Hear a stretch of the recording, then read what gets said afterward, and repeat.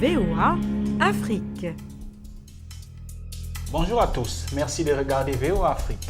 Bienvenue, c'est votre santé, votre avenir.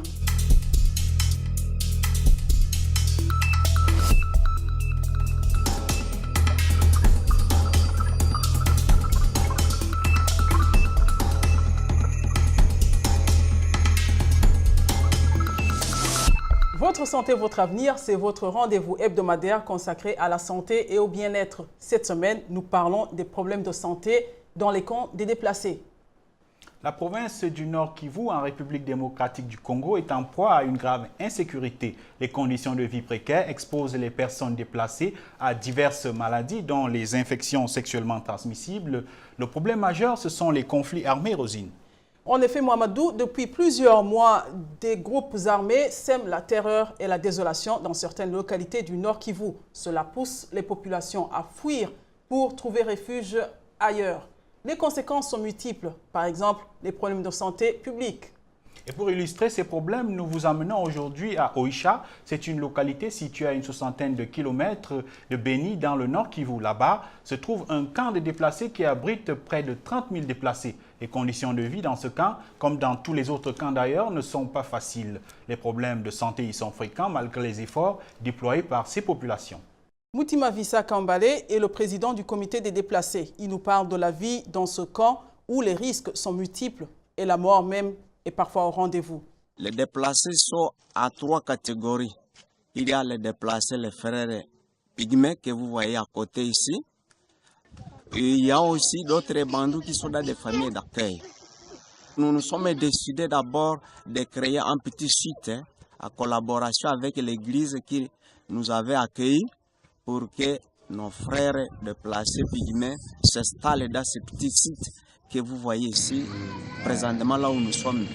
Depuis que nous sommes arrivés ici, nous courons beaucoup de risques. Il y a les risques de maladies, il y a les risques de prostitution. Nos frères pygmées, d'abord, ils vivent ensemble comme ils étaient venus. Ils n'ont pas cette habitude-là de se mélanger parmi d'autres populations qui n'est pas pygmées. Pour d'autres maladies, je peux parler très fréquemment de IST.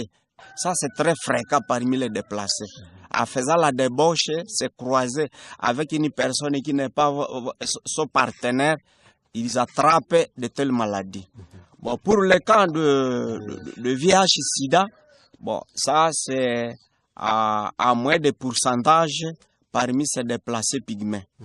Une bonne chose que ces communautés arrivent à s'organiser malgré les nombreux problèmes qu'elles traversent, n'est-ce pas, Mohamedou? Tout à fait, Rosine. Et pour répondre à ces besoins sanitaires, les États ont mis en place des normes et conventions relatives aux droits humains. Et parmi ces droits humains, il y a le droit à la santé. Et pour favoriser l'accès à ce droit, différentes organisations nationales et internationales se mobilisent. C'est le cas de l'ONG Global Refuge International, une ONG américaine qui intervient dans le domaine médical auprès des déplacés de guerre à Oicha depuis 2015. Notre correspondant Erikas Mouissi a rencontré l'un des médecins de cette ONG, le docteur Philippe Kyuniu. Dans les camps des déplacés, nous avons beaucoup plus le paludisme, comme nous sommes dans une région endémique. Et nous avons les maladies respiratoires, surtout chez les nourrissons et les grands nourrissons. Vous avez les maladies diarrhéiques, mais aussi les maladies dermatologiques, ce que nous appelons les maladies de la peau. Et c'est l'ensemble de ces maladies que nous découvrons beaucoup plus chez les déplacés. Ils sont passés à consultation, ils attendent les résultats parce que c'est devant les labos, notre laboratoire. D'une façon générale, Global Refuge s'est fixé comme objectif d'aider les déplacés et surtout de les sensibiliser par rapport aux défis que les IST et le VIH présentent face à la population sanitaire de la zone de santé d'Oicha. Et alors que Global Refuge, des fois que nous avons nos cliniques mobiles dans différents sites, nous sensibilisons les patients et les déplacés sur ce que l'importance de bien se protéger face aux IST, surtout avoir une relation sexuelle responsable à ceux qui sont mariés. Nous demandons à ce qu'ils se tiennent à la fidélité, et ceux qui n'ont pas de mari, ou alors les jeunes, comme la sexualité c'est aussi un problème chez les jeunes, nous les conseillons beaucoup plus d'utiliser les préservatifs, mais beaucoup plus nous insistons sur la propreté des latrines et des lieux d'aisance. Heureusement, Rosine, que ces organisations existent et elles sont prêtes à venir en aide aux populations parfois démunies et en détresse et qui se trouvent dans des zones très difficiles d'accès. Place maintenant à la question des téléspectateurs sur Facebook. Dans cette rubrique, on vous donne l'opportunité de poser des questions de santé et d'avoir la réponse d'un expert. Cette semaine, nous avons sélectionné la question de Laurent Justicier Massamouna. Laurent Justicier se trouve en RDC et il veut savoir quels sont les signes de la prostate dans la première phase, tout comme dans la phase finale. Le docteur Armand Guincap va répondre à sa question. Les signes annonciateurs d'un cancer de la prostate sont notamment une difficulté à uriner, à savoir une dysurie, et puis surtout une pollakiurie, à savoir une envie fréquente d'uriner. Et cette pollakiurie très souvent est nocturne, ça survient surtout la nuit. On peut aussi avoir ce qu'on appelle une hématurie, à savoir la présence de sang dans les urines, et aussi la présence de sang dans le sperme à un stade un peu précoce. Alors, une personne qui a à peu près plus de 45 ans et qui a ces signes-là devrait consulter un médecin pour faire un diagnostic précoce.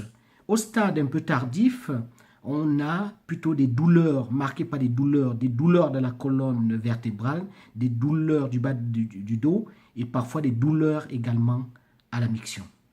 Nous remercions le docteur Armand Guincap pour cette réponse. Et à présent, c'est à vous que nous tendons le micro. Cette semaine, nous avons voulu savoir quelle serait votre réaction au cas où vous appreniez que quelqu'un de votre entourage est porteur du VIH/SIDA. Voici quelques-unes de vos réponses.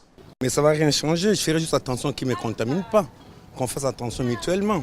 Comme ça qu'on n'a pas trop de peine dans la famille ou bien dans l'environnement. C'est tout. Mon attitude resterait de même avec la personne. Pas une maladie. C'est juste qu'il faut se protéger. La première des choses, c'est de compatir. De compatir pour ne pas léser la personne qui est atteinte du sida. Et la deuxième des choses, c'est l'orienter, peut-être apprendre les rectos antiviraux, parce que être atteinte de la maladie VIH/SIDA, ce n'est pas la fin du monde. Hein, c'est question d'avoir l'espoir et de bien suivre les conseils qu'on pourra te donner au centre de santé, comment prendre les taux antiviraux. Et puis, voilà, tu peux vivre parce qu'il y a des maladies qui sont plus que les sida. Je lui demanderais de ne pas cacher, surtout pour éviter la contamination, de ne pas garder ça pour lui. C'est vrai qu'il n'est pas obligé de le dire aux gens, mais il doit prendre des précautions pour éviter un peu que ça se contamine et prendre des médicaments. Sinon, la vue continue. Il y a des maladies plus graves aussi que ça, par exemple le cancer et tout ça. Donc c'est un peu ça. D'abord c'est le rire. Je vais en rire aux larmes même. Et je vais... Deuxièmement, je prendrai un peu mon calme et lui demander aussi. Parce qu'il y a 3 volets. Le premier, c'est sa propre responsabilité. Face à quoi? Au plaisir de la vie. La vie en épicurien. La vie en horizontal. Et deuxième volet, c'est l'imprudence. On a utilisé de lame de rasoir ou comme ça, machin. Et tout ça, c'est aussi une partie de manque de maîtrise de soi qui conduit à la négligence. Et troisièmement, je me dirais, c'est de la phénoménologie. C'est ici que s'achève cette édition de Votre Santé, Votre Avenir. Si vous avez des questions sur les problèmes de santé dans les camps de déplacés ou sur d'autres sujets santé, n'hésitez pas de visiter notre site web www.voa.com. Et vous pouvez aussi nous contacter sur la page Facebook de VOA Afrique, une page qui reçoit d'ailleurs chaque semaine beaucoup de questions et de commentaires. Merci de nous avoir suivis. Au revoir. Au revoir. VOA Afrique.